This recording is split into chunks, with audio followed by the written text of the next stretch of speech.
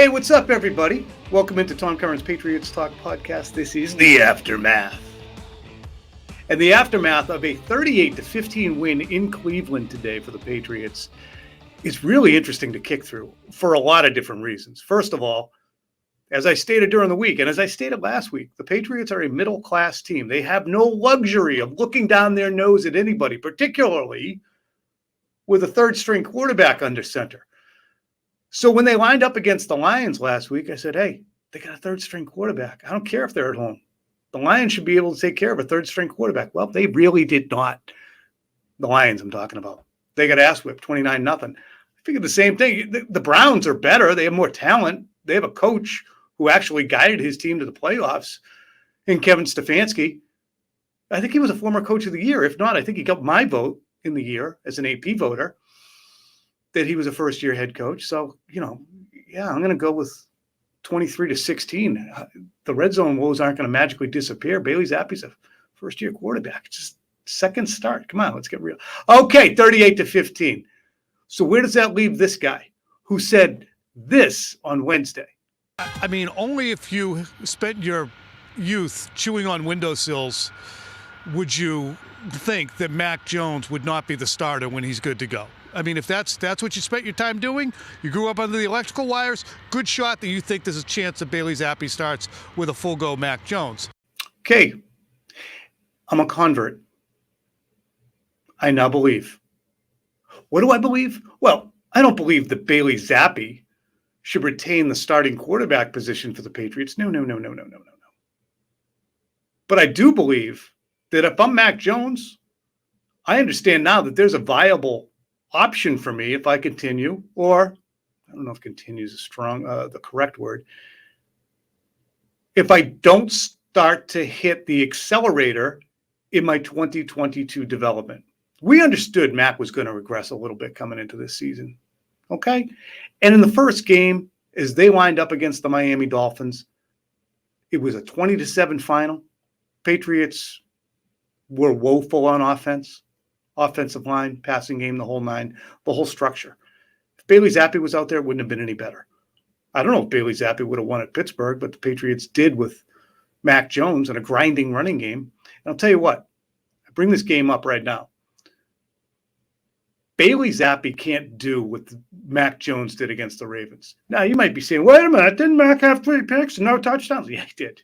He also had a 40-yard completion to Devontae Parker, a 36-yard completion to Devontae Parker, a 31-yard completion to Devontae Parker, a 24-yard completion to Kendrick Bourne, who fumbled, a 25-yard completion to Devontae Parker, a 24-yard completion to Devontae Parker, a 22-yard completion to Kendrick Bourne. Mac Jones, for stretches of that Ravens game, was at the absolute best he's been in his NFL career. He got landed on by Calais Campbell, and he did have 3 picks. One of them was on him entirely. Horrible throw down the middle. He whipped his head around, didn't see someone. The other one was the throw to Devontae Parker where it was a communication gap. Parker got it wrong, got picked in the end zone. The other one was desperation time. So an ass pick, a miscommunication pick, there's 2. Whatever. The point I'm trying to make is, what he did against Baltimore, Bailey Zappe couldn't do. And what Bailey Zappe's done in the last 3 games at Green Bay, home against the Lions, and now today against the Browns, Mac Jones could certainly do. I didn't think Bailey Zappe could, but he can. So we're not talking apples to apples when we talk about Mac Jones having a 1-2 record and 3 touchdowns and 5 picks. Okay? So that's why I'm not putting the cart ahead of the horse, the way so many people are inclined to right now and saying that Bailey Zappe should be the reigning starter and have every opportunity to continue on until he is supplanted by Mac Jones. I don't think that Mac Jones should have to pull a Drew Bledsoe and say, I look forward to the opportunity to compete for my job. There shouldn't really be a competition when Mac Jones returns, and I don't think that there will be. All Bailey Zappe has done is shown that he's a viable option. If Mac Jones comes out against the Chicago Bears, and Phil will join us in just a moment to talk about the likelihood of that, and doesn't play well or is limited in any way, you're the Patriots. You're like, bam, get him back in there. Get Zappe in there. He's not moving around good.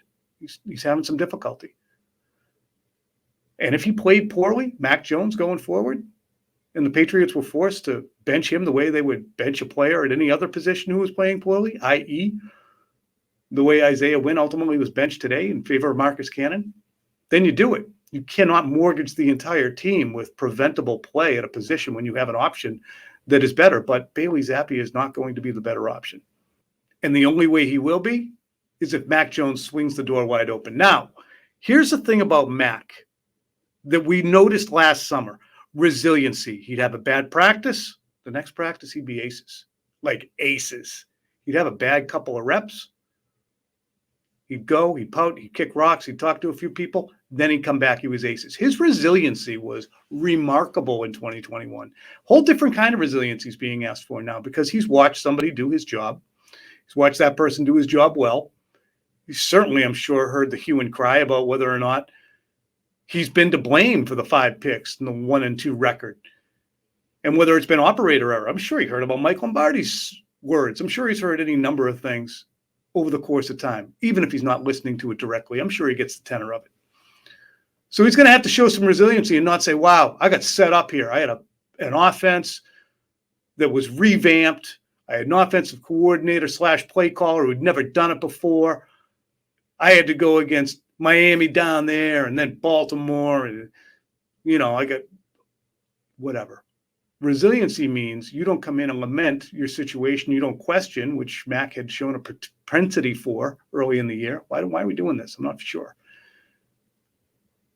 You need to just be resilient, march forward, pretend it's yours. Know it's yours, actually. There's no pretending involved, and get after it. Will Mac Jones do that? Can he do that? I would expect that he will. If not, the Patriots bet on the wrong horse. But there's no volume of desperately poor play for the Patriots to refer to the way there was with the greatest supplanting job in NFL or professional sports history. Drew Bledsoe was 5-13 in the previous 18 games before he got an artery sheared against the New York Jets. 5-13. His game against the Jets prior to the Mo Lewis hit was embarrassingly bad. Additionally, Tom Brady in that training camp had vastly outplayed Bledsoe. You can look it up, as they say. And I'll send you the clips from the Metro West Daily News if you want to see them. When Brady came in, I wrote some long-ass stories that week, again, from the Metro West Daily News, saying that he's probably not going to get his job back. Well, saying that it was going to look a lot different with Tom Brady than it had with Drew Bledsoe. And it was borne out. But not because I knew Tom Brady was going to be Tom Brady, but because I realized what Drew Bledsoe had unfortunately regressed to. Mac Jones hasn't regressed to anything. He is not ripe for the picking. He gets his job back when he returns because he can do things that Bailey Zappe can't. And again, if he was out there the last 3 weeks, he'd have been doing what Bailey Zappe did, most likely. But there was a football game today, 38-15. We're going to bring Phil in. We're going to hear what he has to say about the locker room and about this win, because the Patriots are 3-3, and yeah, I got it wrong. Okay, I said they were going to lose 23-16. Life is better when the Patriots are winning, though. Believe me. Believe that. Phil! Ask and you shall receive. There's Phil Perry. He's in Cleveland, Ohio. He watched the entire game. What was the locker room reaction? You obviously didn't hear me monologuing. My point is that Bailey Zappe has created a viable option. That's what he's risen to the level of viable option, whereas before I was giggling at the notion that he would be a preferable. I was giggling that he would be a preferable option to Brian Hoyer. Giggling. Okay. Who's laughing now? But the upshot is he's a viable option to Mac Jones. But there is no world in which he should be starting over Mac Jones because Mac Jones hasn't done enough to lose the job, right? I would agree with that assessment. And, it's my expectation, Tom, that he will be in uniform, healthy enough to play and playing against the Bears. And I think you can look at this situation. Listen, it's unique. What Bailey Zappe has done is incredibly impressive. For them to move the ball the way they did through the air, this was supposed to be another run it out kind of win for the Patriots, low scoring, keep the hands on 10-2 for young Bailey type of game. And it wasn't. They really couldn't run it all that well for the majority of this game. They ended up running for about 100 yards, but it wasn't real efficient. Bailey Zappe was through the air. Still, even with all that said, the Patriots can do more with Mac Jones on the field. There was nothing that happened today on the field that I would look at and say, well, Mac Jones can't do that. Mm-hmm. And having spoken to now several people close to the situation over the course of the last 24 hours about what might happen next week, it's my expectation that Mac Jones will be starting and will be playing for the Patriots. But that's a week from now. It's more than a week from now. Let's see how the ankle progresses. Let's see if there are any setbacks at practice. Let's see how things go. So that's not a reporting that Mac is going to be the starter next Monday. It's the expectation is if things track on the same general track they've been on, that certainly Mac wants to play and has wanted to play for a couple weeks. So if his ankle progresses, he'll be out there. Question I have, Phil, is he has to knock rust off. The Bears suck. They can play some defense. If he doesn't look so hot in that return game,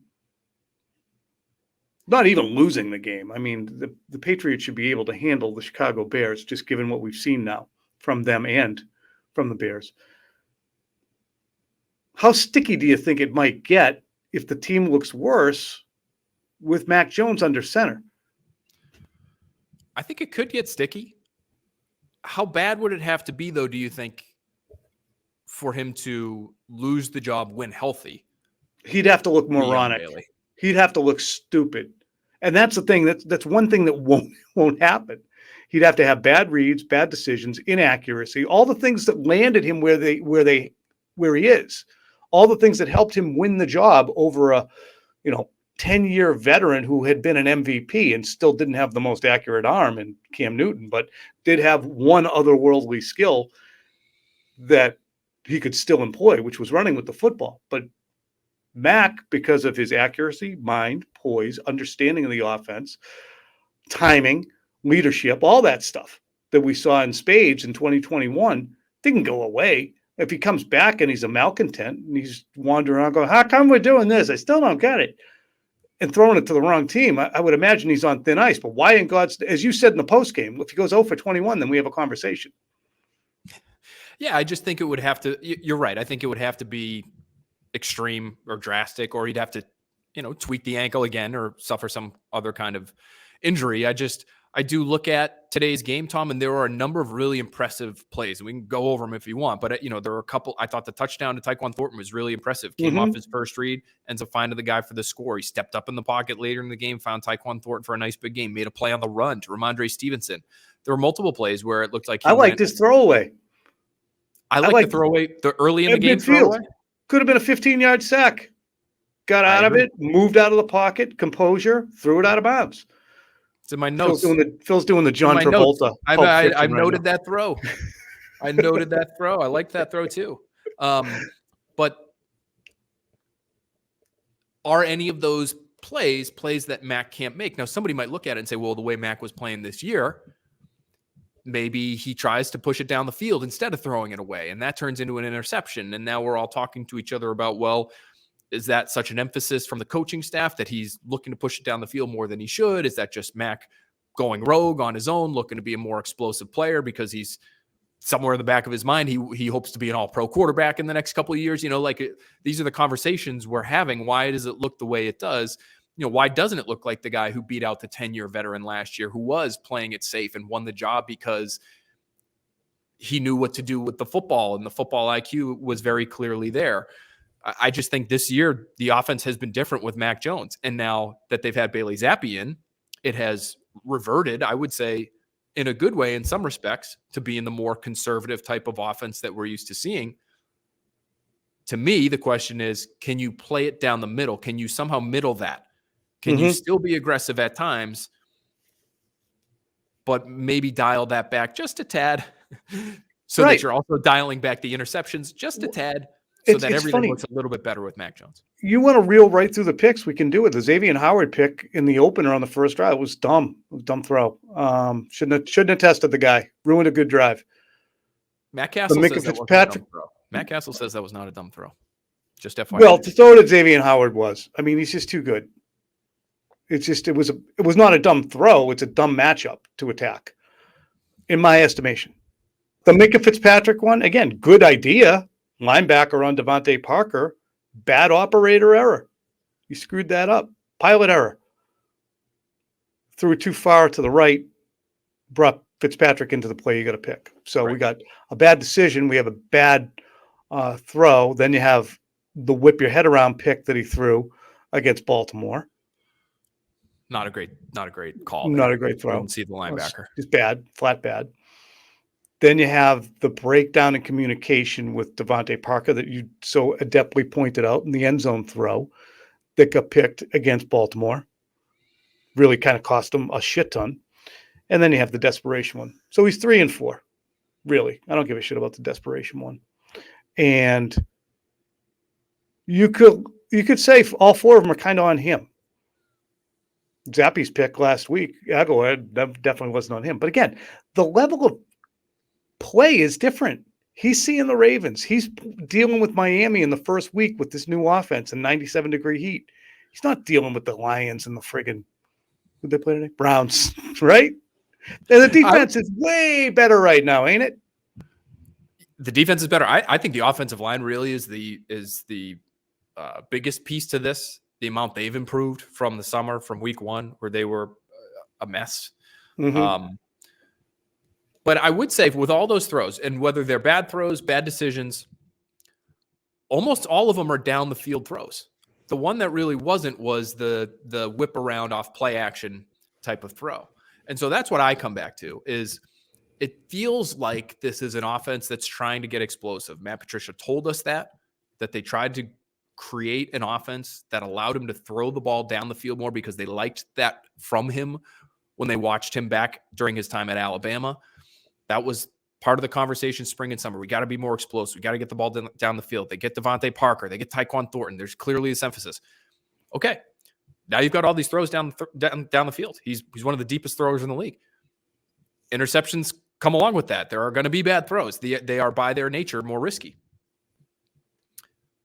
Is there something the coaching staff can do to maybe help him either understand or call the plays differently or lean on different schemes or create more open windows so that it looks a little bit more like it does out here the last couple of weeks as opposed to this Chuck and Duck Bruce Arians style offense that they have for 3 weeks?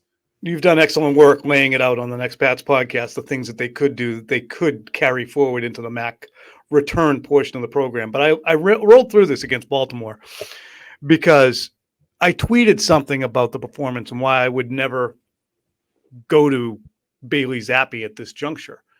And part of it was because he was dynamic against Baltimore. People are like, dynamic? 2 touchdowns and 3 picks, dummy.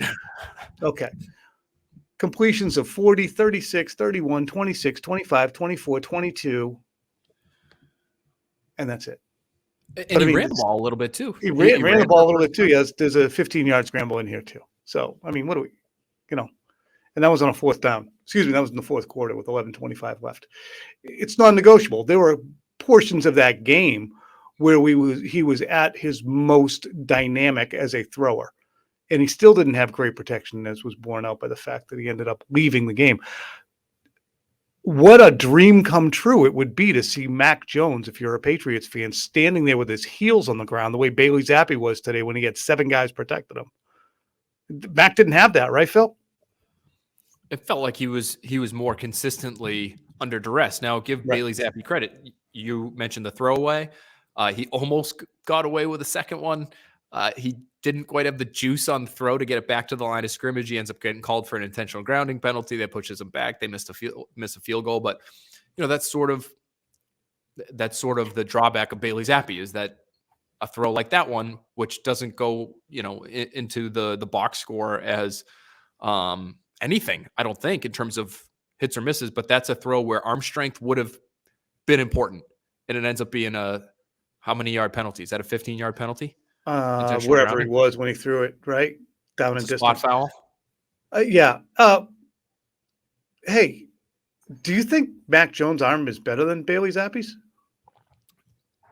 By I wouldn't say a wide margin, but I would say it's Okay. it's noticeably better. All right. Because I would say if we're talking arm strength relative to the NFL, I would say. Oh no, he's not. He's not. Okay, the so Mac top is 50%. probably among all quarterbacks. Just do it on 100. Josh Allen's 100. Mahomes is like 99.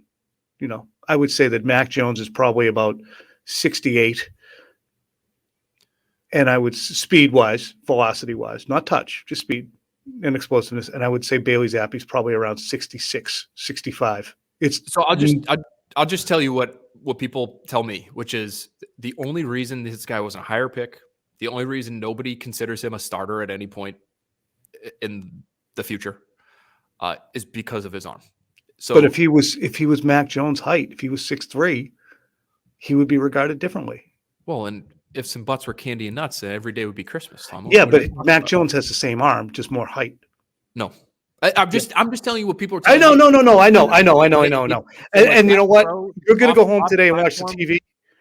You're going to watch the TV copy and go, oh, shit. And you're good. You see it from above, too. But there were so many throws today. I go, yeah, he looks like he has more arm than I thought.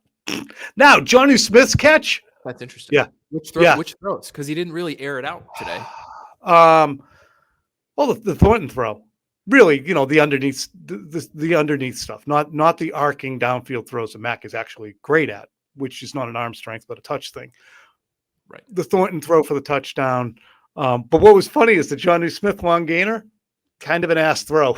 He had to stop and catch it like Willie Mays. So, I thought like Jacoby Myers got wide ass open on a play like that too, that he had to kind of slow down and stop and catch like a punt. So that happens, and that might just be him not anticipating it. Like, right. I thought today was actually interesting. There were a bunch of throws where I thought he could have, and that's one of his strengths, I think, is his anticipation. He didn't anticipate. Like the throw that ended up being the illegal touch penalty on Hunter Henry. He had Hunter Henry open. Oh my God. 4 seconds before he actually threw it to him. And then he ends up coming back to him. But like that's one where you look at and say, oh, if he plays a little bit more, that's the kind of thing I'm sure he would see 100 times out of 100. But again, give the guy credit and give the play calling some credit. No doubt. Right?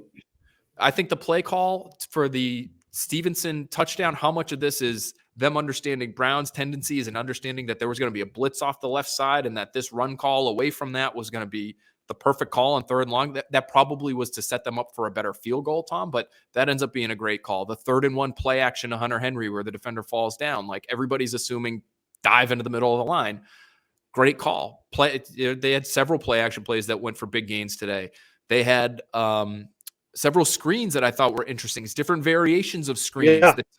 The tear screen, the fake tear screen that comes back to the slip screen to the running back. Like there's some things going on here that we haven't really seen leading up to this game. So I do give them credit for that. And those are the kinds of things we should see them continue to build on once they go back to the starting quarterback.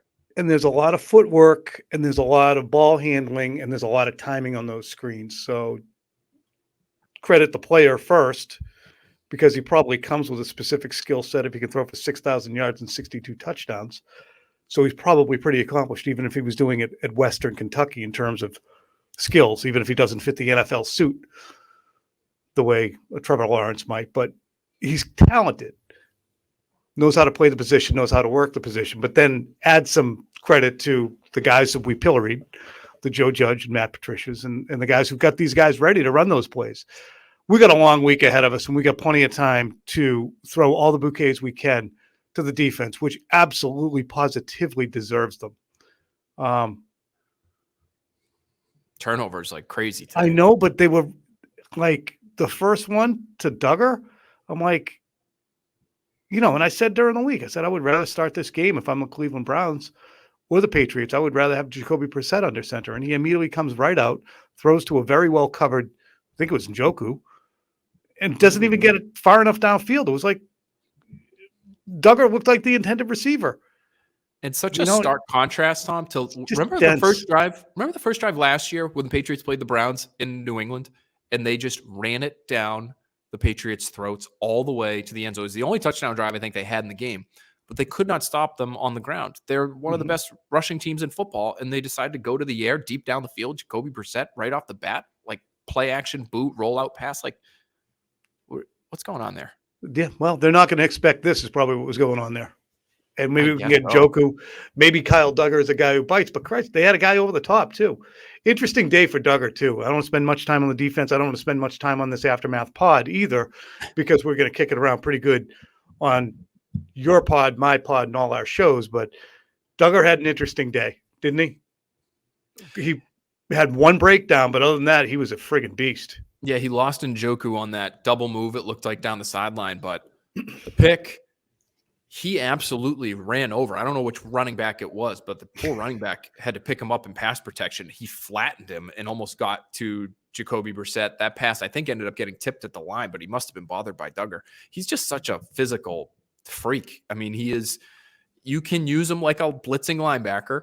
You can play him at the second level, and you can also trust him in coverage to run down the field and secure an interception if you need him to. He has started, Tom, to turn into the player that you believed he could be and that I thought he could be right when he was drafted. And then when his second year came and went and he didn't necessarily make that monumental leap that I thought he would as a second-year player, I wasn't sure if that's just what he would be, but this year he has come on like gangbusters. The Tyquan Thornton ad is something we're going to have to talk about this week. Holy crap, electric. And the tight end usage, the protection was fantastic.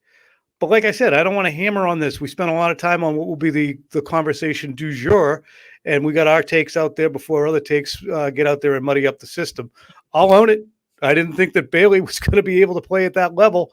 Not once, not twice, not three times, certainly not, and he has.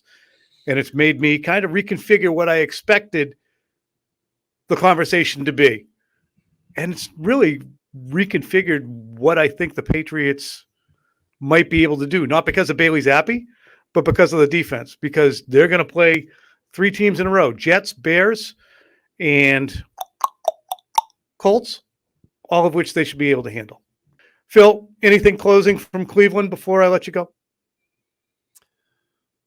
Injuries. Rough day for injuries. Help me. Barmore has to leave with a knee. Cody Davis immediately ruled out with a knee, although I did see him up on 2 feet and walking around the locker room, but that one doesn't look good. And Kendrick Bourne. Bourne comes through that first drive with a 17-yard catch, and then he's out, misses the rest of the game. My understanding is that is a turf toe injury. Those can be really painful. I don't know how long this one is expected to linger, but could be a lot more of Tyquan Thornton coming your way, Tom, if Kendrick Bourne is missing time and Nelson Aguilar is missing time. Parker, Myers, Thornton, though, not a bad three. No, not a bad three. And it's also interesting with Parker, Myers, Thornton, and Nelson Aguilar in the wings if he is able to get back. Patriots didn't have to get too far into the running back depth either. So what you got, fella?